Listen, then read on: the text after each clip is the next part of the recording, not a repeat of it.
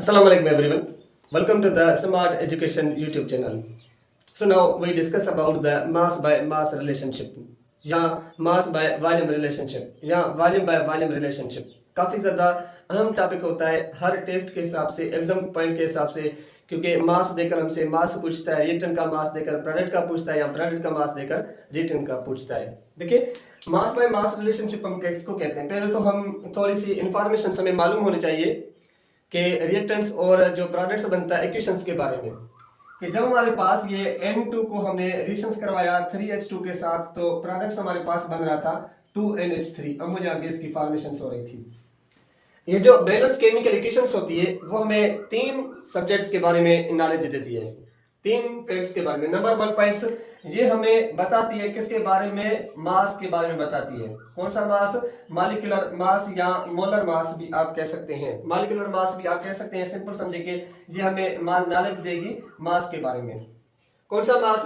ये जो हमारे पास रिएक्टेंट्स और प्रोडक्ट है इनका मास पता चलता है। जैसे कि ये नाइट्रोजन ए का मास होता है 14, अगर हमारे पास 2 नाइट्रोजन है तो 28 क्या हो जाएगा, ये ग्राम्स हम रख देंगे, क्योंकि ये हमें मोलर मास के बारे में इंफॉर्मेशन दे रही है।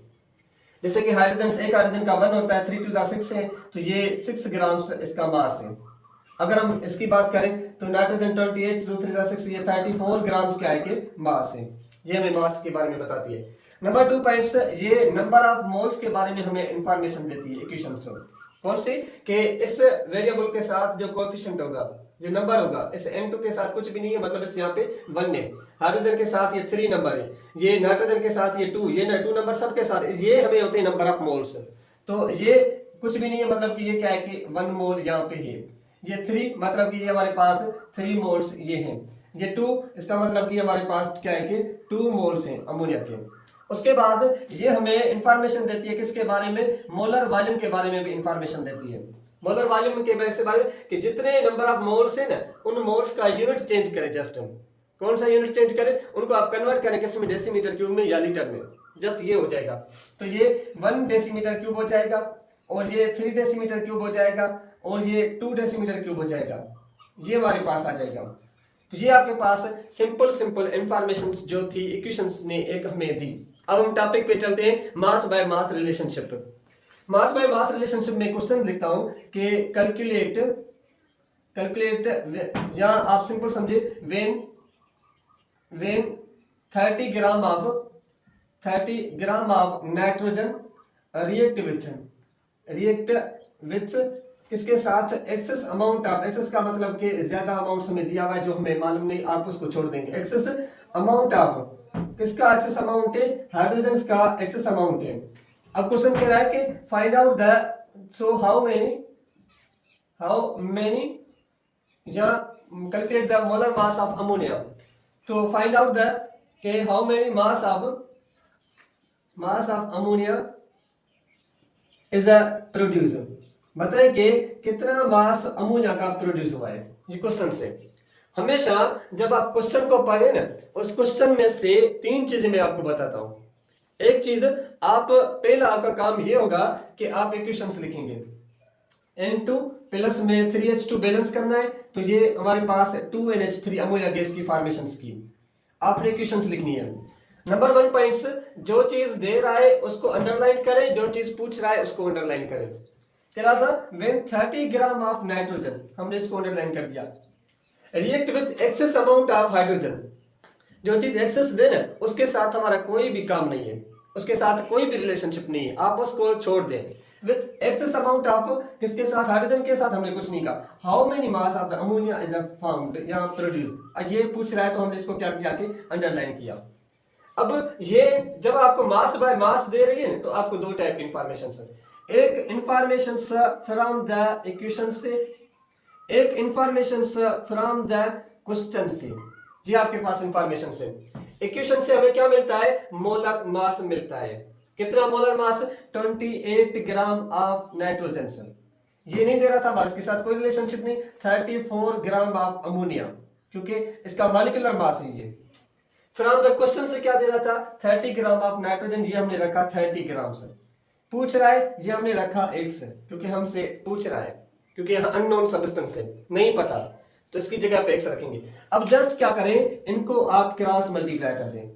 क्रॉस मल्टीप्लाई करेंगे 28x होगा इज इक्वल्स ये 30 मल्टीप्लाई बाय 34 ये हो जाएगा। उसके बाद ये x हमें चाहिए, तो इस 28 को यहाँ पे आकर क्या करेंगे, ये 28 यहाँ पे भी डिवाइड होगा और यहाँ पे भी क्या होगा कि 28 डिवाइड होगा। 28 में कैंसिल हो जाएगा, बाकी बचेगा x। अब इसको क्या करना है कि आपने इनको आपस में क्या करना है कि डिवाइड करना है। पहले हम क्या करेंगे, मल्टीप्लाई करेंगे किसको, 30 को मल्टीप्लाई करेंगे किसके साथ, 34 के साथ। तो जवाब हमारे पास क्या आएगा, 1020 जवाब आएगा। डिवाइड बाय 28 के साथ करेंगे। उसके बाद जब आप इसको डिवाइड करेंगे 28 के साथ, तो जो जवाब हमारे पास आएगा वो आएगा 36.428 ग्राम्स।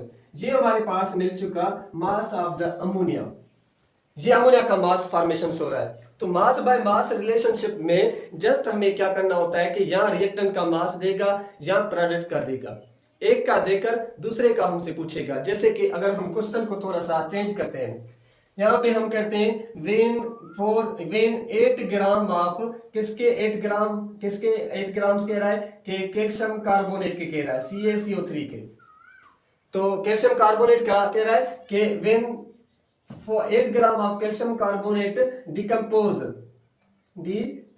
कह रहा है। जब हमने 8 ग्राम ऑफ कैल्शियम कार्बोनेट को डिकम्पोज किया तो उसमें से बना कि डिकम्पोज किया, उसमें से हमारे पास टू फॉर्म, उसमें से फॉर्मेशन हो रही है। किसकी फॉर्मेशन हो रही है, एक कैल्शियम ऑक्साइड की फॉर्मेशन हो रही है और दूसरा जो इसमें से बन रहा है एंड एक कैल्शियम ऑक्साइड बना एंड इसमें से जो दूसरा बना वो कार्बन डाइऑक्साइड बना। कह रहा है कि find out the mass of, किसका मास फाइंड करके दें, कार्बन डाइऑक्साइड का मास फाइंड करके दें। तो अब हमें क्या करना है कि इस इक्वेशंस को पहले हम लिखेंगे। ये मिटा दिया होगा आपने, तो इसने आपने मिटा दिया तो हम इसको यहाँ से हटा देते हैं, ठीक है। अब हमें क्या करना है कि पहले हम रखेंगे इक्वेशंस के कैल्शियम कार्बोनेट को हमने हीट दी, डिकम्पोज किया, कैल्शियम ऑक्साइड प्लस में कार्बन डाइऑक्साइड बना, कैल्शियम ऑक्साइड। देखें इक्वेशंस बैलेंस है।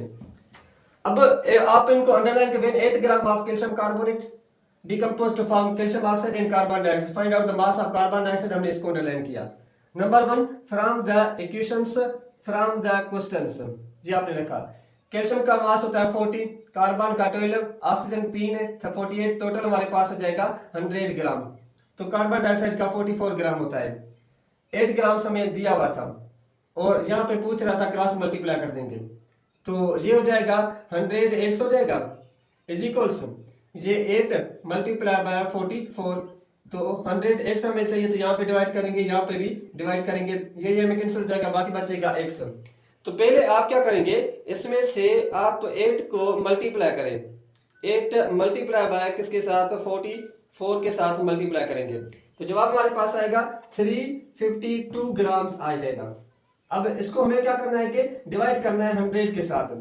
तो आप इसको डिवाइड कर दें किसके साथ, 100 के साथ डिवाइड कर दें, तो जवाब हमारे पास आएगा 3.52 ग्राम्स आएगा। ये हमारे पास कार्बन डाइऑक्साइड का मास है। तो मास बाय मास रिलेशनशिप आसान में से आसान होता है, जिसमें एक चीज का मास देकर हमसे दूसरी चीज का मास पूछता है, आप उसको कहते हैं मास बाय मास रिलेशनशिप। तो यहाँ पे हम लेक्चर को करते हैं। इंशाल्लाह हम नेक्स्ट लेक्चर में डिस्कस करेंगे मास बाय वॉल्यूम रिलेशनशिप और वॉल्यूम बाय वॉल्यूम रिलेशनशिप को।